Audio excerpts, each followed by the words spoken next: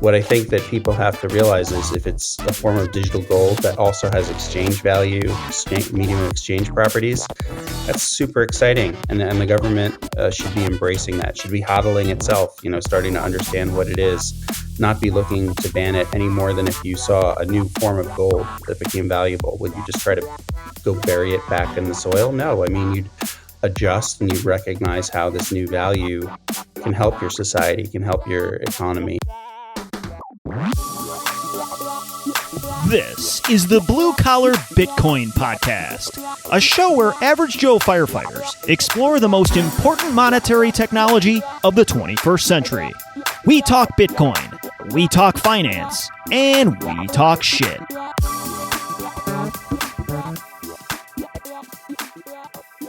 Good day, my lads and ladies, and thanks for stopping by another episode of the Blue Collar Bitcoin Podcast.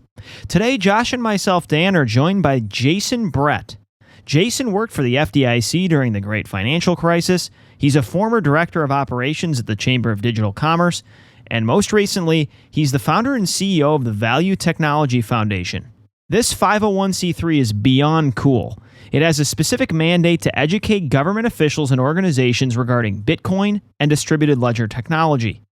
Jason has a profound understanding of government and regulatory affairs, and above all else, he is a true, no-holds-barred Bitcoiner. This was a seriously informative discussion. We covered a ton of topics, but our main focus was unpacking the current Bitcoin regulatory and legislative landscape. Jason is well worth a follow on Twitter, at Jason_VTF. As always, you can follow us on Twitter at blue_collarbtc. If you are enjoying the show and you're interested in supporting us, check out the support section down in the show notes. If you have any questions, comments, or inquiries for Josh or myself, Dan, hit us up at bluecollarbitcoinpodcast@gmail.com. Now, do us a favor, chill out, block out the world around you, and enjoy some good old-fashioned Bitcoin education. All views and language expressed by the hosts and guests in this podcast are solely their personal opinions and do not reflect their employers or organizations they are associated with. Do not treat any of the content in this podcast as investment advice or as an inducement to follow a particular strategy. This podcast is for entertainment purposes only. Folks, welcome back into the Blue Collar Bitcoin Podcast. This is Dan. I'm joined by Josh and our guest today, Jason Brett. Jason, thanks for coming on the show. Thanks for having me, guys. It's a real pleasure. It's been a long morning for me, gentlemen. Came off duty this morning at 8 a.m. Long shift day. Flat tire on the way home. At a Starbucks, by the way, to glean this venti iced coffee, which I'm pretty excited about. Just drove on the flat all the way home.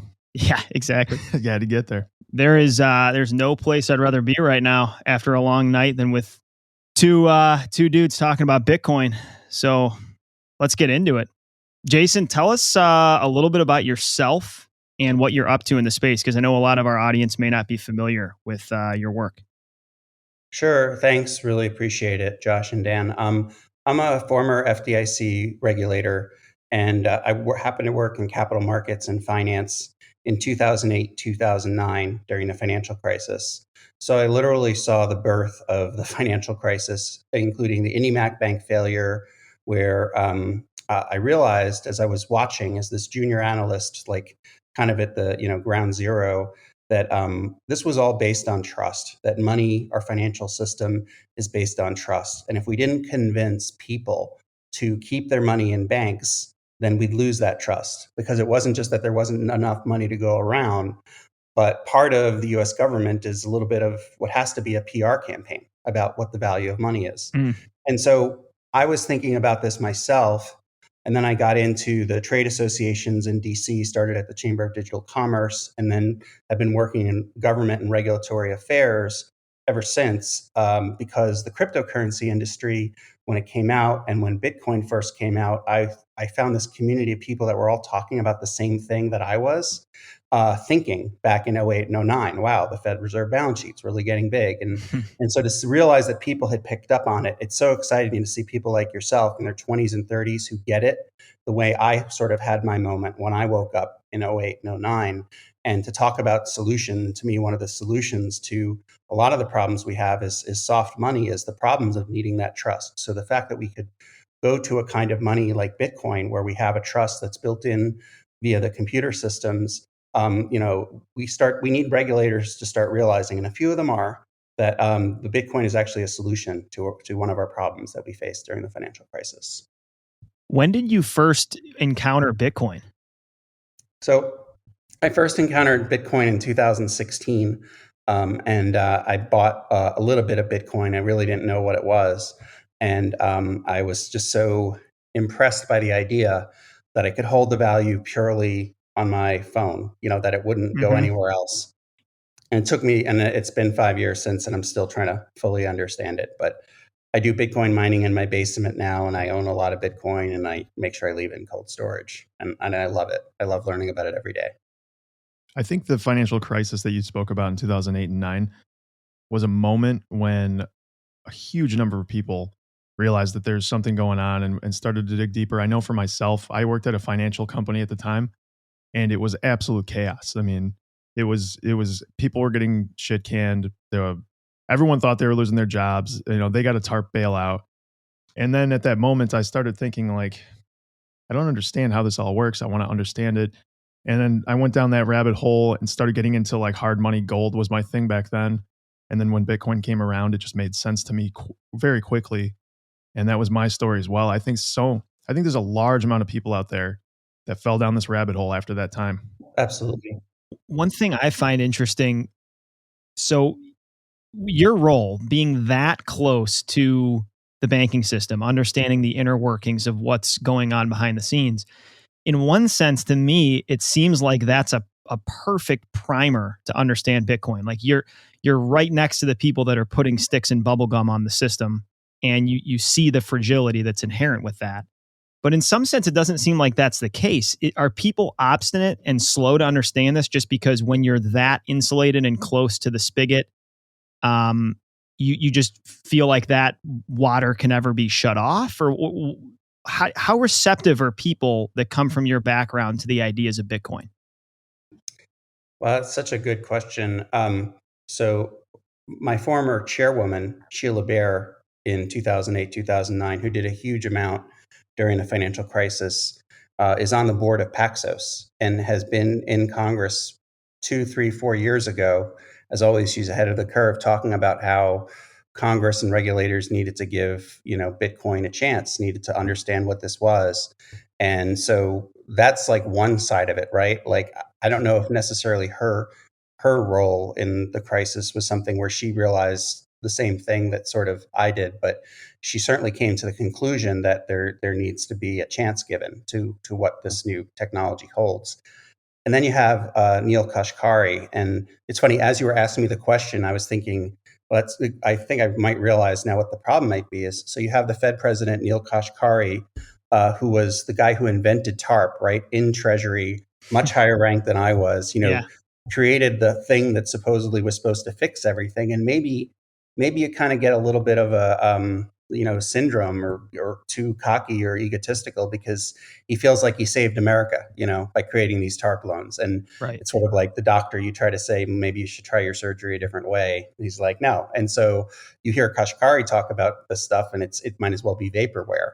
So I give you two really strong examples, right? A guy like Neil Kashkari, who's now president of the Fed, who keeps denouncing this stuff for whatever reason. And then you have, and maybe that's just people stuck in the legacy world. And then you have, the Sheila Bears and the visionaries who were quote unquote part of the problem or trying to fix the problem, and look coming out of it, realize, wait a minute, Bitcoin has promise. We should think about this as a country.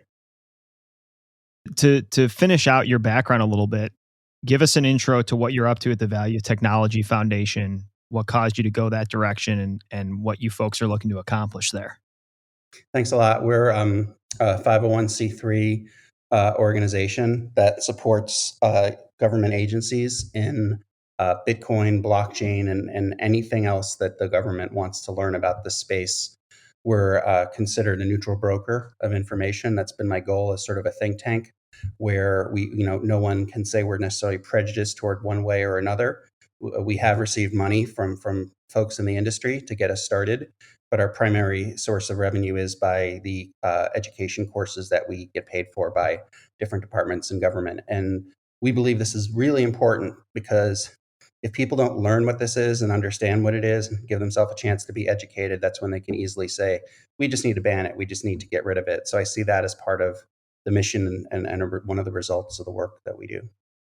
Jason, was this your idea? You're the one that thought of Yeah. this?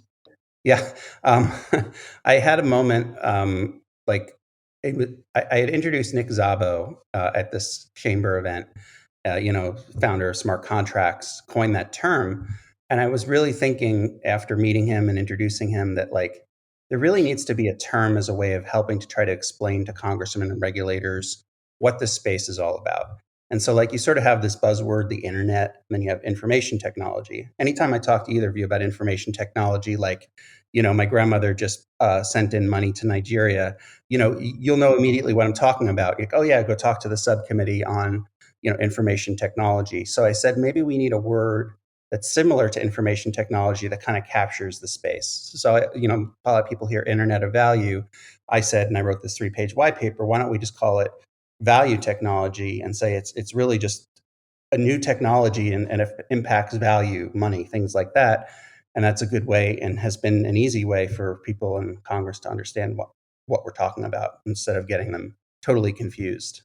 Do you get the feeling, being that as close as you are to Congress and some of the regulators, that there's a real thought that they can just wave a wand and actually just ban this and make it go away, or do they understand it, or is there a deeper understanding where they understand some of the decentralized nature of this and that just banning it carte blanche won't have any real effect in the long term? Can you speak to that at all? Yeah. So it's hard when people don't really understand it and they can't touch it. And I'll tell both of you this on your show, and just because I'm so grateful to be on your show, and it's a funny tidbit I haven't talked about publicly, and I won't identify where it came from, but I was literally doing a briefing in like the center of Congress with one member who started asking me who the president of Bitcoin was, and they were dead serious. So tell I us you mean, knock you're them out of. laughing, right? I Yeah. almost started laughing, but then I was like, wait, they really want an answer to this. And they think like if I'm not going to tell them who it is, that I'm somehow like hiding or protecting, Right. the Bitcoin corporation. And I'm like, I promise you, in no way am I like trying to impede your understanding of this. I'm telling you though, you're gonna have to get over it. There just is no CEO of what Bitcoin is. And so I don't mean to say that to make fun of it either, right? Because you have to remember, most people in Congress are in their 60s or 70s. They don't book their own flights. They have someone control their iPhone, so they're lucky if they understand how like Priceline.com works, right? But Yeah. they have a lot of smart people around them to help coach them, and there are some who are interested in it. And when they talk to real people and realize there's real businesses in the space, then they perk up and they listen because that's something that they can compute. Yeah. Yeah, we almost take the word decentralized for granted. So for folks like the three of us that have been in this space and have been enamored with it and studied it extensively, this word we just throw this word around right now like it's fully understood. But if you're living in the beginning here of the information digital age, this idea of decentralized technology is entirely foreign to you. And I think, sort of speaking to myself here right now, but a grace needs to be given to people that don't understand this, because we were all in that boat at one point where all of these concepts that we now take for granted were entirely foreign at one day in time. And I guess that's part of the reason why you got this idea and why there's probably such a hole that needs to be filled, because bringing Yeah. people up to speed cannot be done in one conversation. You need a lot of resources, a lot of intentionality to make it happen. I think that's also why there's still such opportunity in the space, because there's a vast majority of people in Congress in general and the general populace that don't understand what this is, don't understand how it works, and are very skeptical because it's such a new technology in the scheme of things. And that misunderstanding is the misallocation of capital that we are all hoping to take advantage of. Yeah. Yeah. Imagine if I were to say to both of you, um, there's this new kind of fire that breaks out, but I can't tell you where the source of the fire is. Like, you know, immediately you'd be like, well, wait a minute, how do we put out the fire? And that's the real challenge that you have in Washington, D.C. with the regulators. It's not so much that they're necessarily afraid of like Bitcoin or people, any more than they'd be afraid of like World of Warcraft tokens. What brings fear to them is that you're telling them about something that they realize they don't have a system in place to regulate. They don't know how Right. to do it. And it has to be something that they learn. And that's what gets scary too when you hear about discussions about DAOs in Wyoming and all these types of things. The question mark everyone always has in government that I don't know we've really given a good answer to yet is, well, how does the governance work? How is it? How do you regulate something that seems like you can't go to the person in charge and tell them to stop doing it? Yeah. One of the reasons you came to mind as a guest and we're most excited to talk to you is just to get a sort of a high level of understanding of political and regulatory headwinds. And Josh and I were talking some before you came on, and we were saying, at a base level, the move that we're likely undergoing right now towards nation state adoption or potential nation state adoption is going to bring with it regulatory regime, and that's going to be center stage. And I know for a lot of hardcore Bitcoin plebs, this idea of even engaging with Bitcoin regulation seems like ridiculous and unnecessary. Like, this thing's anti-fragile enough to survive anything. And that certainly may be true on a 10, 20, 30-year time horizon. But for average dudes like us who are firemen, who have families and are tied to locality, what's going on in the country we reside is important and is going to impact our future with Bitcoin. And I know that may not be a cool, sexy, libertarian thing to say in the Bitcoin community, but it's just a reality for a lot of average Joe workers where this concept of jurisdictional arbitrage is cool to put out on Twitter and it's a fun word to throw out, but it's just not a tangible reality for a lot of average Bitcoiners. Now cue in why it matters to engage with, participate in, and learn about what's actually going on in this country. So this is a super broad question, but just kind of catch us up on where we're at with crypto, Bitcoin, decentralized ledger headwinds in terms of regulation and what people are thinking in DC. Sure. We have a new SEC chairman, Gary Gensler, who has been very active prior in the space. He taught a course at MIT about Bitcoin and blockchain, definitely understood it. I think people perceived maybe that meant he'd be just totally friendly to everyone in the industry. But what it turns out to be is he's trying to impose a regulatory regime on crypto and Bitcoin, and it could be in a way that would make it harder in the US to transact for Bitcoin on exchanges. And what I always explain is you've heard him, and I wrote an article in Bitcoin Magazine about this where I teasingly called him Dirty Gary, like Dirty Harry, how many bullets do I have left in my gun? He's sort of saying to the exchanges right now, he's like, come on, you got 25, 50 tokens on your platform. You're telling me not one of them is a security. And what he's trying to do, and what that means is he's trying to say, if any exchange, even a Coinbase, has just one token on its platform that it allows trading for that happens to be a security, Gary Gensler is saying you now need to come under the auspices of the Securities and Exchange Commission, which then means that you're going to have Bitcoin regulated. And people don't realize that Bitcoin's already regulated in a few ways. It's already considered property. So there's the way Bitcoin is taxed is understood. FinCEN has already made it clear what the responsibilities are regarding Bitcoin, although that may be changing soon because of a couple events that I'd love to talk about if we have time. But the biggest problem is that there is this idea, and Bitcoin's been considered a commodity by the CFTC. The problem is that you now have someone who's saying, even if you're trading a token, let's say some, shitcoin, and it becomes a security, and your Bitcoin is on that exchange that's now under the SEC, it doesn't mean that they're going to treat Bitcoin like a security. What it does mean is you might get consumer disclosures. You might have to sign something before you sell your Bitcoin because it's now a part of an exchange, even though it's considered a commodity. It's not clear, but it's sort of like putting oversight over something that doesn't need to go there. And it actually should make you bullish in general if you're thinking about where you hold your Bitcoin or buy it. Yeah. I always recommend cold storage, but buying on Bitcoin only exchanges, because those types of exchanges won't have the threat of suddenly being on the SEC. So that's, I'd say, is the biggest impact to our space right now, has been a very active Securities and Exchange chairman that has acknowledged Bitcoin, has says Bitcoin is a good thing, but says there needs to be more regulation, and is lobbying Congress himself to try to get more of a crypto regulatory regime, as he calls it. When I'm listening to you talk about that, what's coming to mind for me immediately is Eric Voorhees. Have you seen what he's talking about doing with Shapeshift, which is turning the entire exchange into a decentralized autonomous organization? So the immediate thought that I have when you start talking about that kind of regulation on decentralized exchanges like Coinbase is, do they realize that if they get too onerous on that type of regulation, that these things will probably just turn into the decentralized organizations that will mitigate that problem for them entirely? Is that in the back of their mind, you think, some of these regulators at all? Or do they think that this is just everyone's going to be trapped in that box?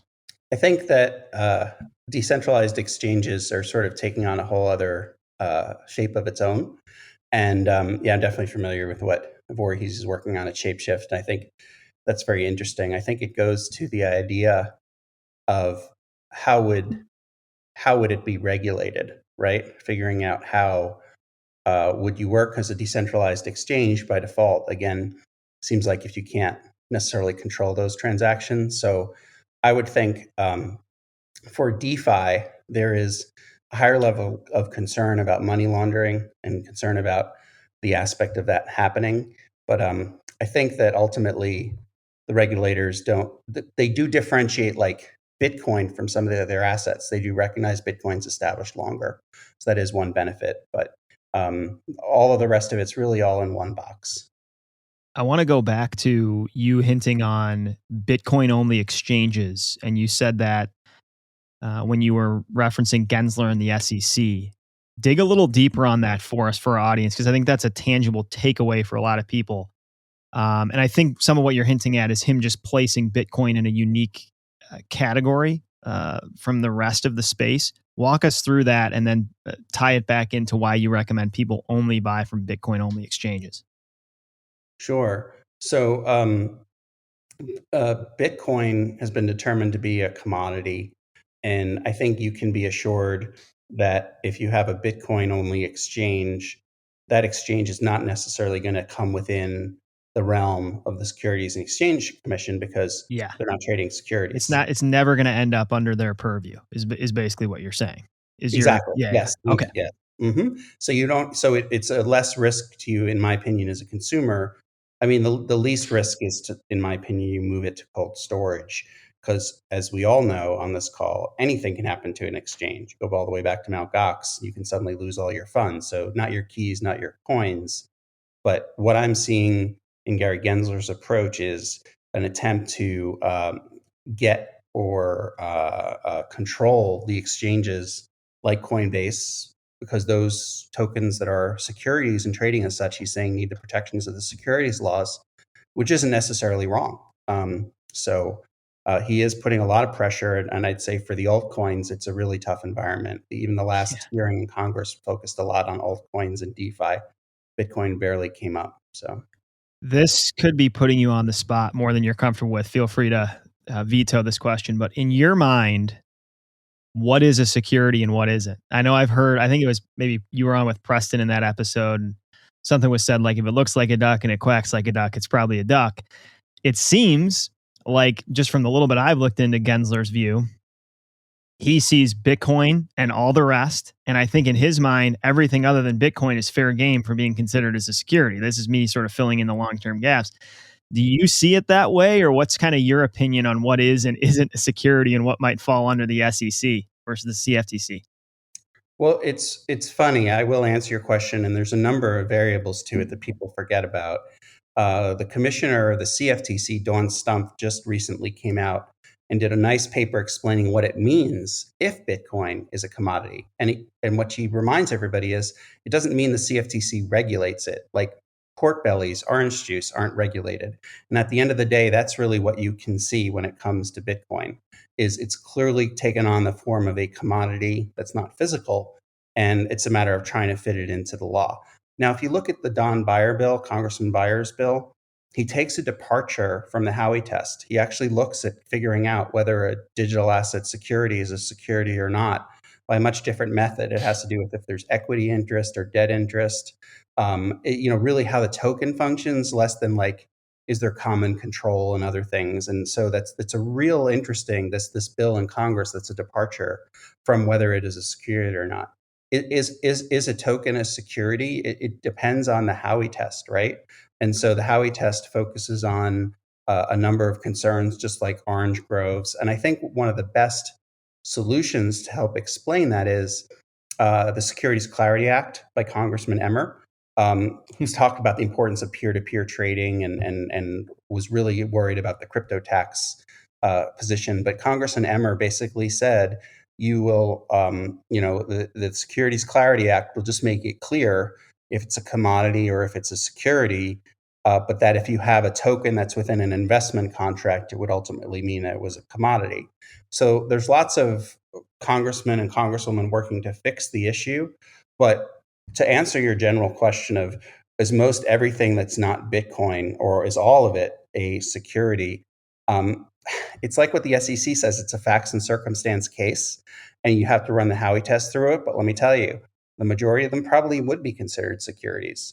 What you find in DC is, and this is why people get annoyed with politicians, is it's a moving goalpost, because a lot of the folks are talking about, do we change what a definition of a security even is? Under the current definition, with common control, with the efforts of others, vast majority of the major blockchains fall into that. Yeah, it's a big deal.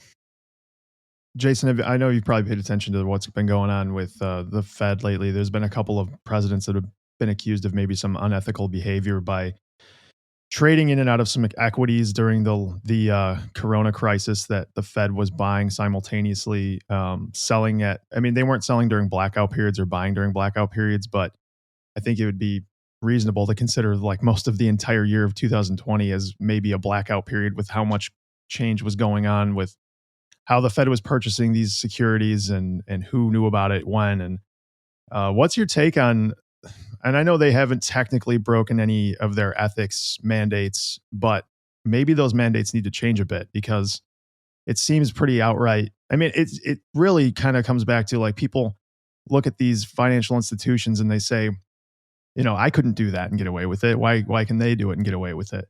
And that kind of breaks down the trust in institutions that I think that we're seeing on a broad scale these days. And it definitely doesn't give people the trust that they should have in people running these Federal Reserve banks. Do you have any comments or thoughts on that?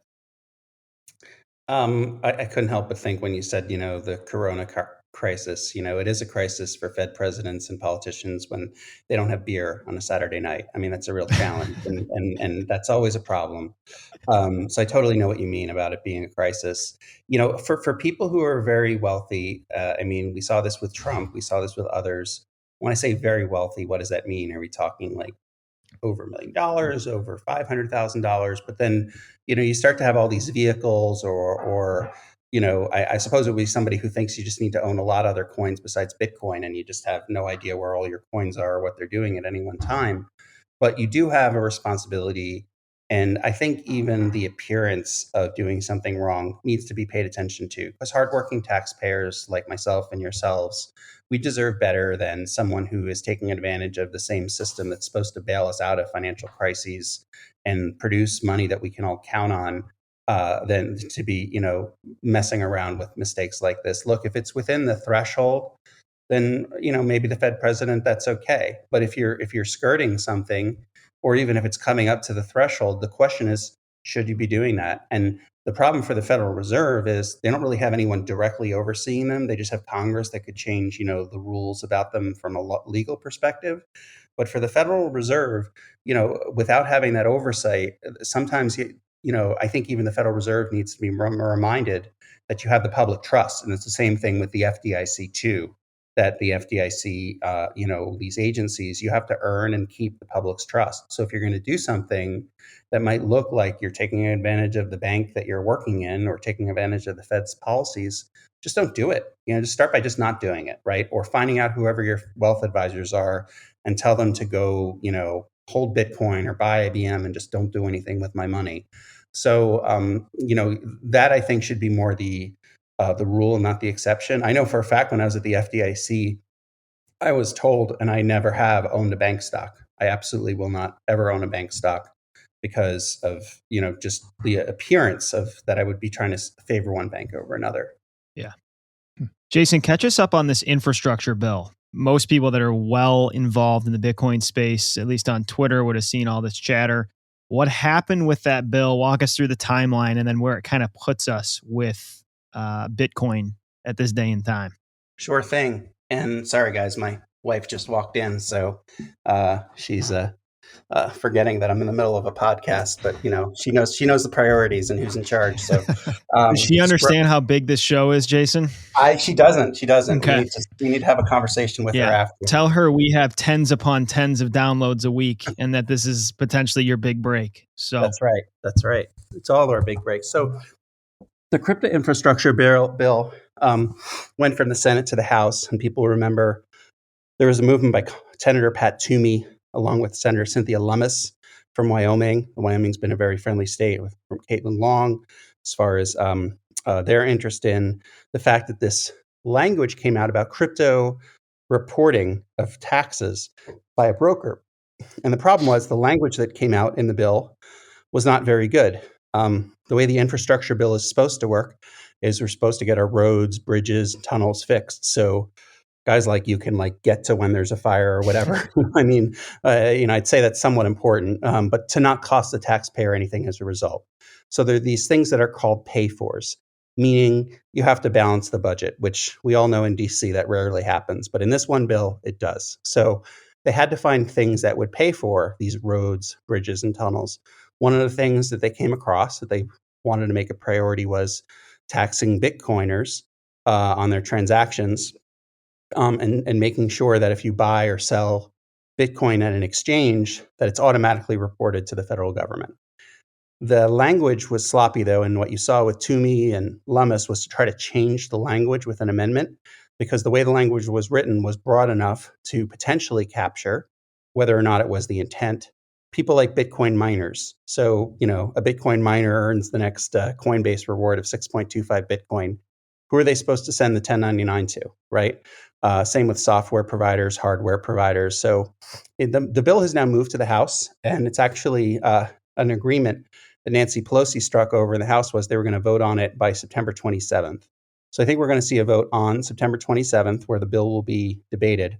Unfortunately, part of the debate in the House over the rules about covering the bill is to agree there would be no amendment. So even though there was a fight in the Senate to try to change the language to keep Bitcoin miners and software developers on Lightning, protected, they're still vulnerable under this law. Now, it probably will pass on the House, probably September 27th, and then it'll go to Biden's office and become law. And there's been stuff the Treasury is saying, well, we really only want to go after the exchanges, meaning we want the exchanges to report on people's taxes. But because of the way it's written, you could argue that Bitcoin miners and validators in the US might be responsible for that. And that's a real problem, right? Because you're talking about wanting to be here in the US and wanting US to be a friendly ecosystem. We just had China kick out all the miners, and they're all going to the US. So why suddenly make a rule that would cause them to give pause and want to move to a different country? What is the word? The word is effectuating transactions. Is that the wording that's currently in the bill? Yes. And a lot of people are confused on what that even means. But I guess so. So the worry you just painted is that currently the spirit of the law, if you will, is to just zone in on exchanges. But if in a future world somebody goes back to the letter of the law, this could land on miners and node operators who, I think it's worth noting, aren't going to be able to do this. This is where education comes into play, right? Because people that are voting on this and regulating this don't even understand that in this decentralized protocol, to ask a Lightning node operator, which Josh and I are, who's sending transactions through your node? I have no idea. Quote unquote, effectuating transactions, that there is no possible way for me to keep track of what they're requesting, which is in a sense going to completely either obsolete or darken the entire market.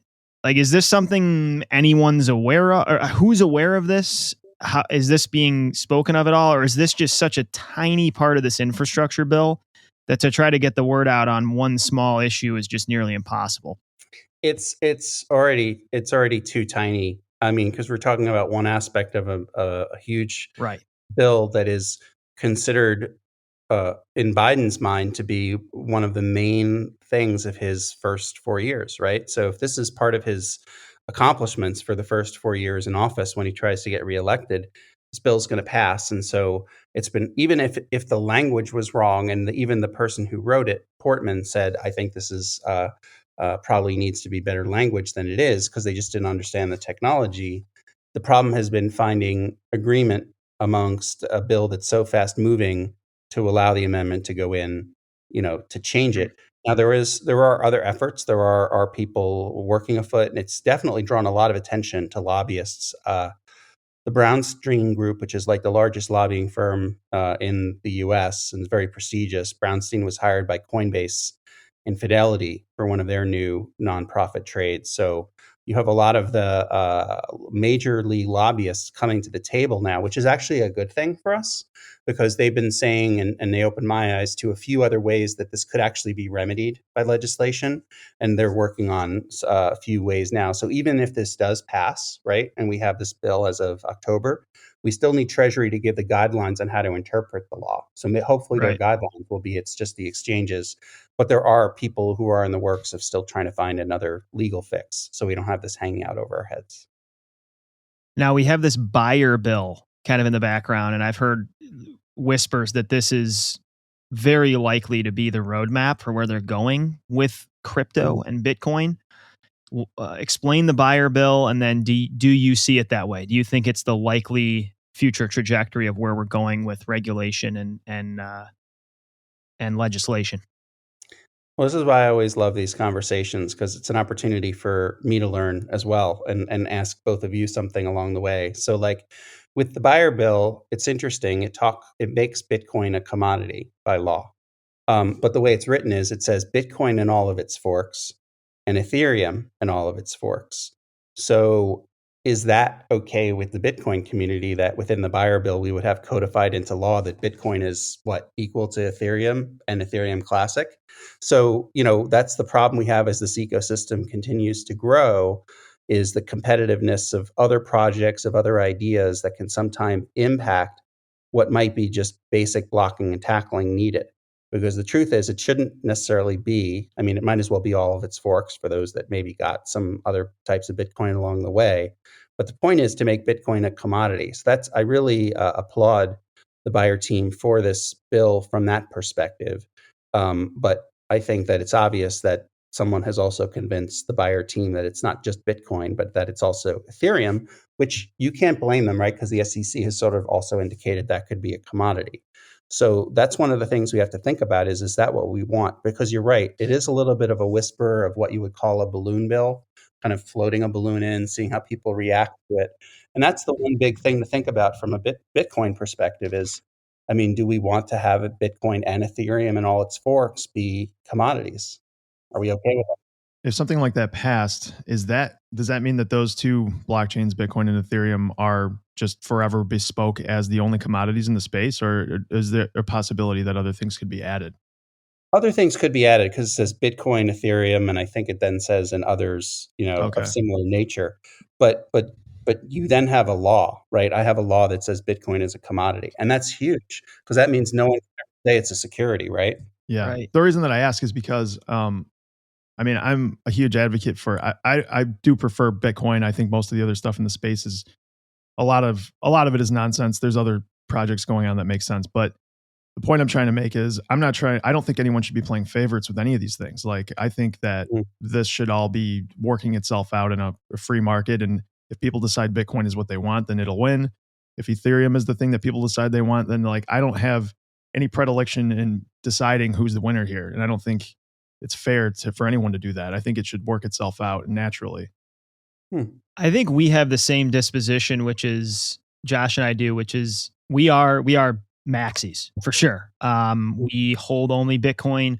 We shitcoined in a previous day and time, and through education and growing conviction, we've reached this thesis basically that Bitcoin is the one real discovery here, or the biggest discovery here, and I think we soften our tone by saying it's the one safe and wise place to park your money.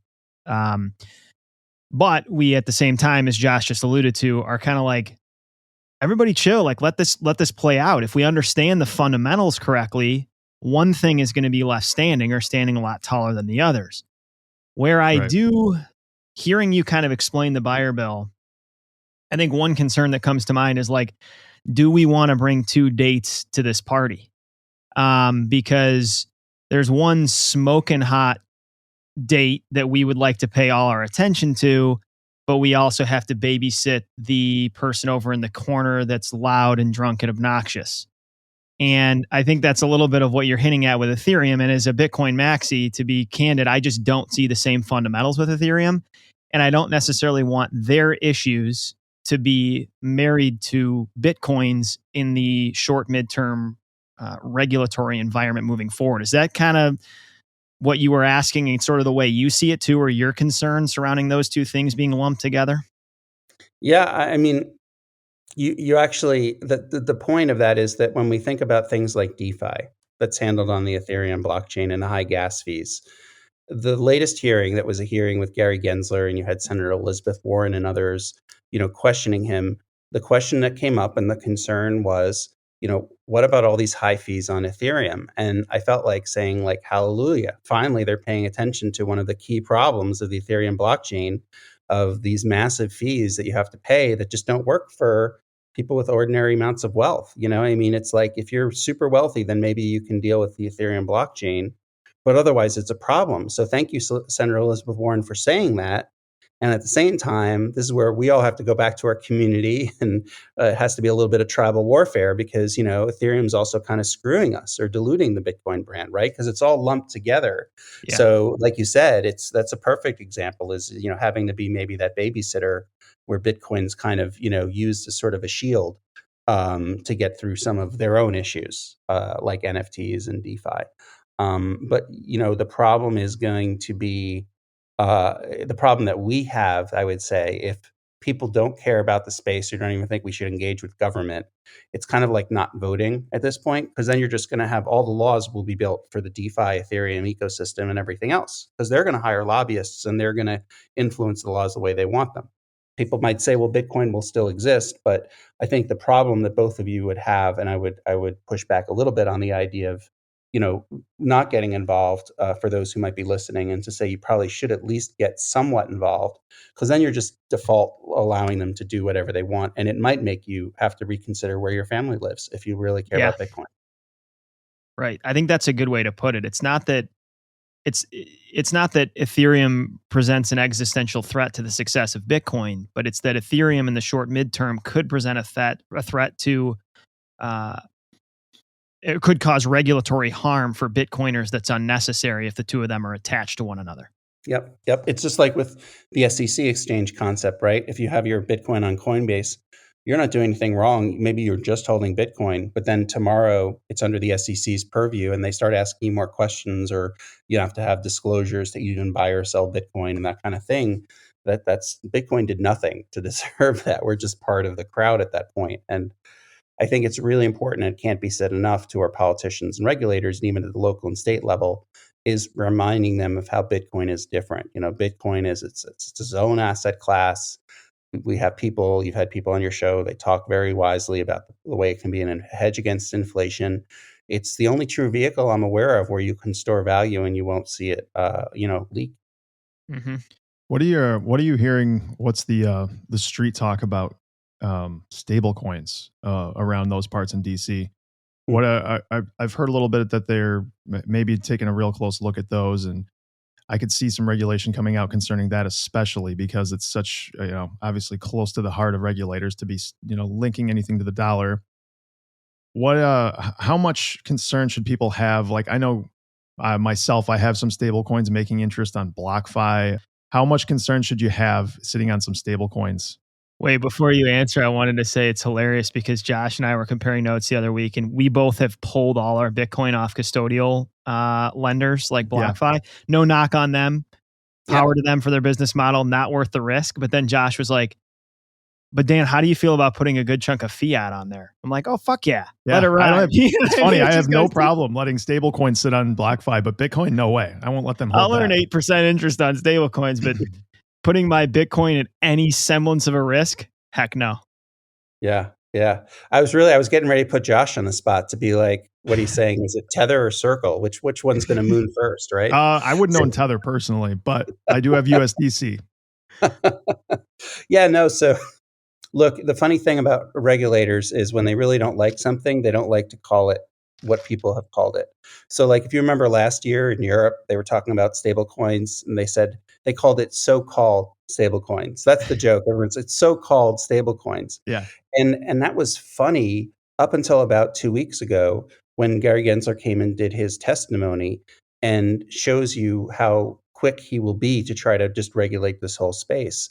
And I think you do have to call into question if you have a BlockFi interest-bearing stablecoin. That's what we're seeing now, is that what if it's considered a security?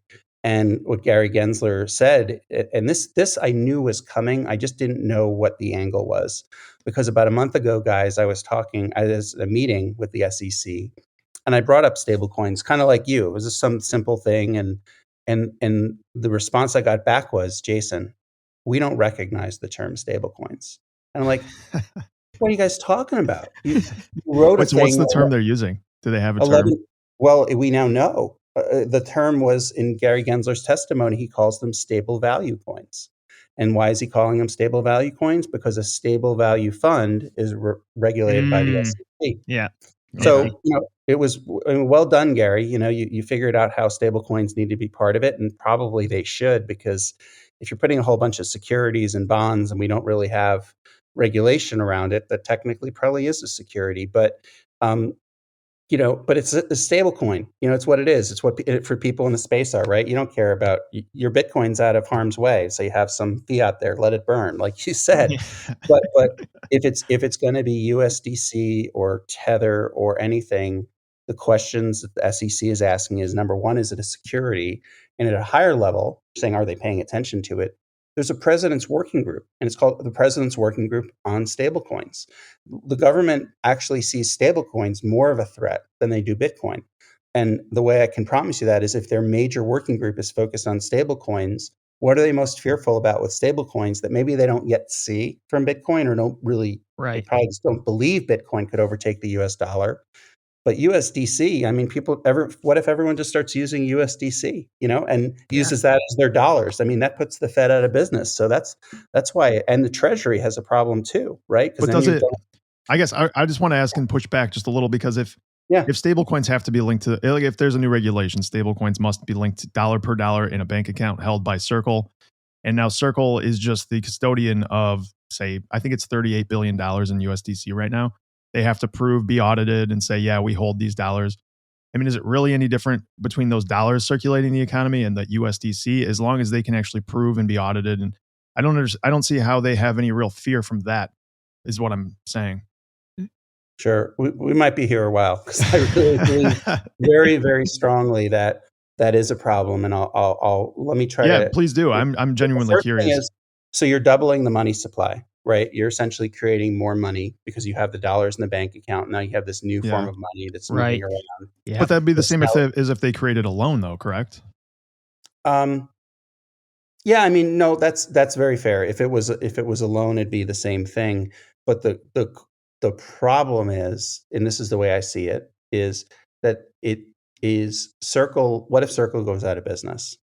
That's the problem. That's the risk that we're running into. Or has a huge security breach. Is we have a single point of failure. Yeah. Now, I get it. And I think I'm excited about Circle looking to become a bank, because they realize it's going to have to be something that resides in the banking system, right?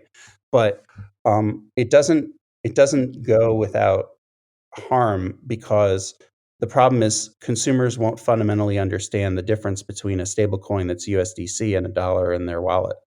I mean, that's the argument, right? And if we can go again, I'm kidding about the time, but then then we have to open up the debate about the Fed and is a dollar really worth anything, right? Yeah. Like what's worth, maybe the USDC is Right. worth more, but wait a minute. Now we're suddenly talking about a coin that relies on the same system that we're supposed to all hate Yeah, because right. we all I see have what you're Bitcoin. saying. It's basically, Really, it's another deck of cards on top of the deck of cards holding up, right. sticks and bubble gum the whole way. And I totally understand that idea. Um, yeah. And you guys as Bitcoiners, let me just say this, Josh, is just, and I'm not trying to change your mind on it, but I'm saying, and it's kind of like, I'm not going to who die was on the hill for yeah, stable coins. I can tell you that. right. This is Well, just, that's what I'm this is saying. Like just like, Alex, yeah, like Alex Gladstein when he said like, "Do we really come all this way to fight whether it's going to be Ethereum or Solana?" Like, no, like yeah, Yeah. we're all Yeah. Bitcoiners here.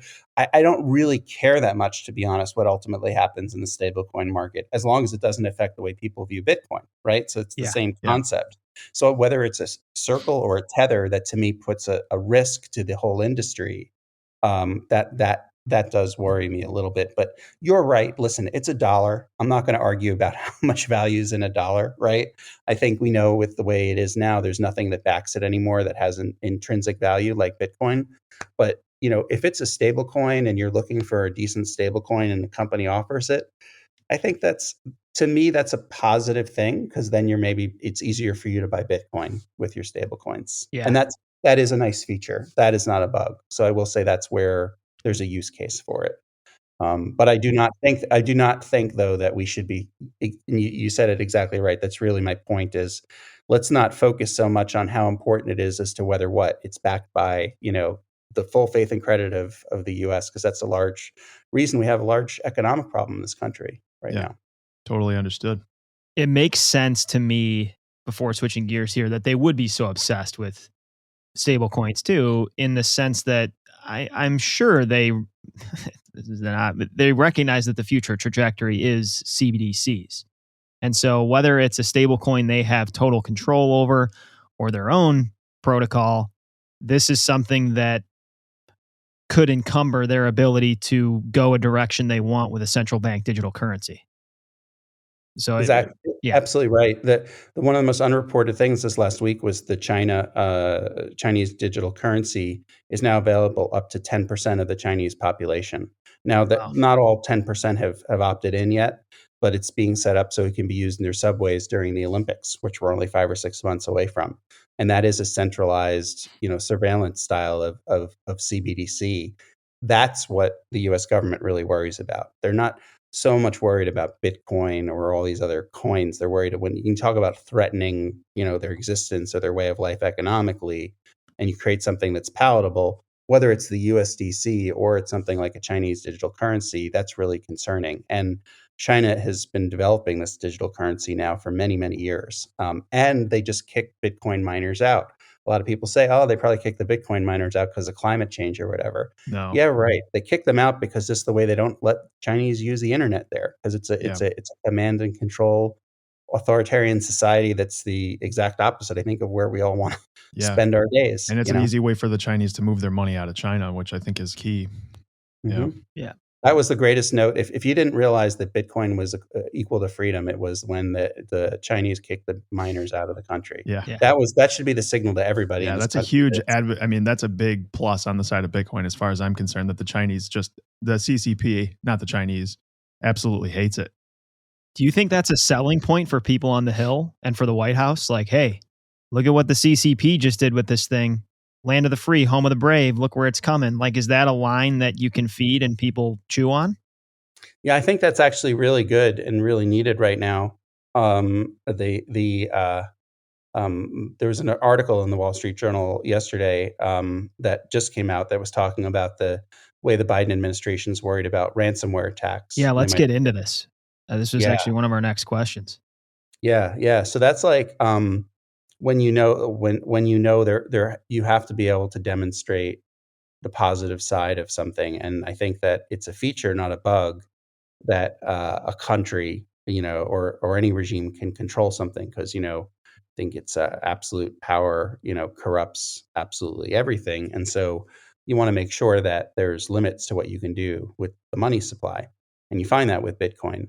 The problem and what I worry about is that the things like the Colonial Pipeline hack and other hacks where ransomware was used effectively and people paid in Bitcoin and whatever other coins through exchanges, the administration sees that as a really serious threat, which of course should be seen as a serious threat. Anytime our infrastructure can be shut down by enemies, particularly Russians or a company formerly called the Evil Corporation. I mean, any company called the Evil Corporation. Just think of Austin Powers, but that's like, okay, so we have some people who are trying to mess with our ecosystem and our supply chain, and so you'll want to do anything possible to stop that. And that's absolutely right. Like same with like 9/11, but what we have to be careful of, we don't just wholesale give up our rights and our freedoms. And what they're talking about doing is sanctioning the exchanges where a company chooses to pay the ransom. And they're worried about the risk of, as they describe it in the Wall Street Journal article, which isn't correct entirely, about it being very easy, to use in instances of money laundering. So the Biden administration supposedly is going to come out with, and we're still learning what exactly this looks like, some fresh guidance to businesses that will basically indicate to them that they cannot pay off if they're being held ransom via digital currency, and how they could be held in an OFAC sanctions violation kind of way. They have to do it As the old-fashioned way with briefcases of cash. Yeah, yeah, Well, so if you're Brian Armstrong though, and you're sitting over there at Coinbase, this makes you're like, wait, what am I supposed to do then? So somebody, I mean, I don't care how robust your security model is, you're a sitting duck, right? In this space, a massive, juicy sitting duck. People are Mhm. targeting you. If you get targeted, you just flat out legally can't meet demand. So what's your solution then? If you get penetrated by significant ransomware, sir, I just genuinely, what is he supposed to do now? If the best resolute, I'm confused. I'm confused too. I really I wish I had an answer. This is breaking news, and I don't know. I've been thinking about it. What do you do if you're a company and you want to get things back up and running, but you don't? Your policy is like kind of like Reagan, like you're not going to negotiate with terrorists. Do Right. you hope they just go away, or realize because they won't Well, get they paid? maybe the I mean, thought is in the longer term, if it's known that you just simply can't get paid doing this, it'll dissuade people from doing it. But in the meantime, I think the asymmetry of this kind of attack is hilarious, because for the attacker, I mean, maybe you spend some weeks or months working on this attack and you're successful, but you don't get paid. Costs very little to that guy generally, versus the amount of pain and suffering you could cause in the infrastructure of some portion of the United States by shutting the electricity down. Massive asymmetry there. So they could just continue to do that until finally somebody has to break. And it costs them nothing to sit on that breach. Like once the breach is done, they can sit on their hands and do absolutely nothing. It's costing them nothing. While on the other side, it's costing massive, massive pain and financial anguish. So I don't know. and the truth is, what do we expect the companies to do? Because a lot of times it's not reported. Well, of course, it's not reported. Why, as a company, would you want to admit your cybersecurity was breached? But does this mean then you're going to pay by wire? Like, is there a correct way of paying? Like, do we now pay them off in U.S. dollars? I think that and that's the trouble, right? With the argument is the idea that cryptocurrency is the core of the issue. it, there's tons of things that are always going to be invented from a technological perspective. And when you have ransomware as a service, or basically crime as a service, and there's organized crime syndicates, they'll use any technology to attempt to, thwart you or dissuade you or take your value. But I think we have to acknowledge that, at least with Bitcoin, you don't need the exchange to track it. We have something called the blockchain. All the Yeah. transactions are technically out there, so we'll ultimately be able to find out, who the folks are. But I don't know. I don't know what a company would be supposed to do in that instance, and the seriousness of what would be happening to our supply chain, where if that company can't get up and running, maybe it's just better cybersecurity. Maybe it's a wake up call, right? That we can have people come in and just shut down a company via the internet. Maybe that's part of the problem. I'm not sure. Yeah. Hmm. To me, hearing about this article and this ransomware possibility, it just represents another exchange risk. I think for our audience, it's just another reason why you need to pull your Bitcoin off of exchanges and put it in cold storage, because this truly could be a massive threat to where a lot of this money's funneling, if indeed this goes through and they're just forced to essentially shut down because they can't meet these demands. I think it also makes me think of just like from a regulatory legislative standpoint, this is just an oversimplification of the digital realm.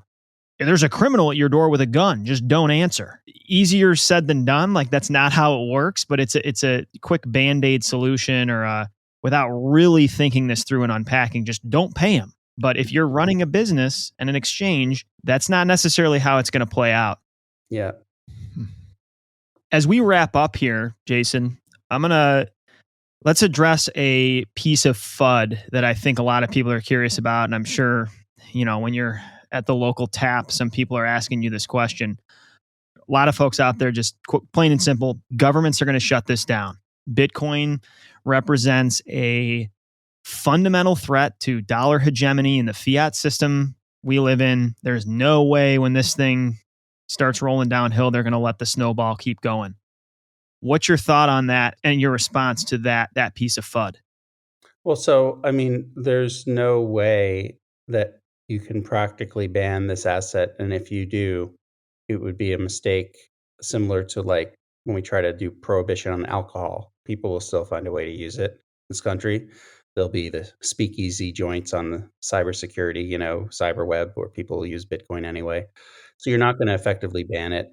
What I think that people have to realize is if it's a form of digital gold that also has exchange value, medium of exchange properties, that's super exciting. And the government should be embracing that, should be hodling itself, starting to understand what it is, not be looking to ban it any more than if you saw a new form of gold that became valuable. Would you just try to go bury it back in the soil? No, I mean, you'd adjust and you'd recognize how this new value can help your society, can help your economy. And what makes me frustrated for blue collar workers, for everyone in this country, is that we get so focused or wrapped around the axle about a company that's going to pay some Bitcoin to a foreign adversary. When let's think about the fact they're not here. Like literally, if that's the worst that we face is that we have to pay off some Bitcoin over the next 10 years to our foreign adversaries, but we all live safe and sound lives and are protected every day and get to live in freedom. I mean, I'm willing to deal with that. I'm a lot more willing to deal with that than people like with guns on our shores than I am, Yeah, to deal with some folks absolutely. penetrating from a cybersecurity standpoint. So like, I just really hope that we can reach a point in this country where we stop focusing so much on the danger of something that's not going anywhere, should not be thought of as it needs to be put somewhere, and just adapt like you would to any other technology, whether it's AI or 5G. Hmm. Yeah, let's improve our security. I think that's the bottom line. Like we can't have our holes in security so large that these guys have easy access. The low hanging fruit is what's going to go first, and there's probably going to be a lot of jobs in cybersecurity, a lot more in the future. Yeah, and it's so ridiculous too, because if you think about it, now we're talking about Bitcoin as like, oh, we have to sanction Bitcoin and the use of Bitcoin because of ransomware, because people are hacking our, and affecting our supply chain. Like 2 years ago, it was all the banks getting hacked and we're losing all our identity, right? And that's Yeah, been suddenly Yeah. now we have to protect the banks by banning Bitcoin or stopping Bitcoin from being used in these types of sanctions. Is it really, is that really what the banks are worried about when it comes to Bitcoin? yeah. I think they're more worried about being put out of business by Bitcoin. So I feel like I'm just at the tip of the iceberg about what I could pick your brain on, but we'll have you on again at some point. This was very practical, extremely helpful. Before we let you go, give us a handoff to you personally. Where can people find you and then what you're up to at Value Technology Foundation? sure. You can reach me at Jason_VTF on Twitter. And Value Technology Foundation's always looking for opportunities. We just had a community of Bitcoin miners put together an amazing um, program for education for a lot of agencies in the government. So we can, talk about ways of whether it's a paper to discuss Bitcoin mining and understanding the amount of energy that it actually uses, or anything else that we need to sort of dispel FUD on. We could be a think tank that maybe in DC could fire back at FUD, and always welcome to hear any thoughts along those lines.